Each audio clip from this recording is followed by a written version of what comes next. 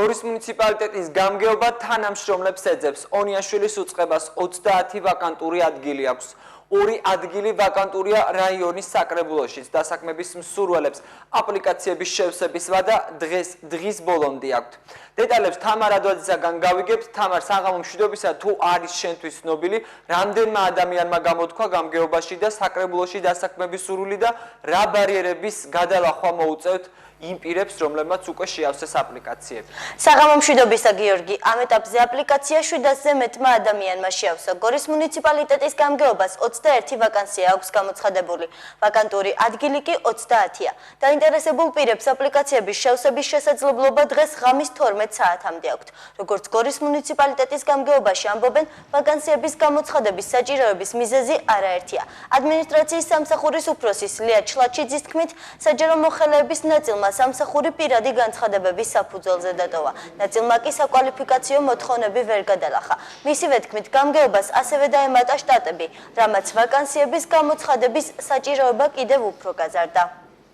ვაკანსიების არსებობა გამოიწვია იმან, რომ ნაწილი საჯარო მოხელეებისა წავიდა პირადი განცხადებების საფუძველზე სამსახურიდან, ნაწილმა ვერ გადალახა საკვალიფიკაციო მოთხოვნები. ჩვენი საჯარო მოსამსახურეების ნაწილი არის მოვალეობის შემსრულებელი, მათ აუცილებლად ჭირდებათ ოფიციალურად გამყარება თავიანთი თანამდებობებზე დანიშნვისა, ამდენად გამგეობა უფლებამოსილია ეს განახორციელოს კანონით დადგენილ ფარგლებში.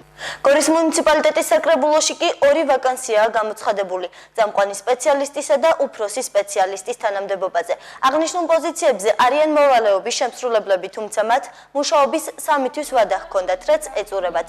მიღებული ქულების და გასაუბრების შედეგების მიხედვით აღნიშნულ თანამდებობებზე თანამშრომლები უახლოეს პერიოდში აერჩევიან. 3 თვიანი ვადით არიან ამ თანამდებობაზე მოვალეობის შემსრულებლად დანიშნულები და უკვე ახლა საჭირო არის რომ გამოცხადდეს კონკურსი, რაც უკვე ჩვენს მიერ გამოცხადებული არის და ვინც გაიმარჯვებს ამ კონკურსში მიღებული ქულების და შემდეგ გასაუბრების შედეგების მიხედვით ის იქნება შეერჩეული.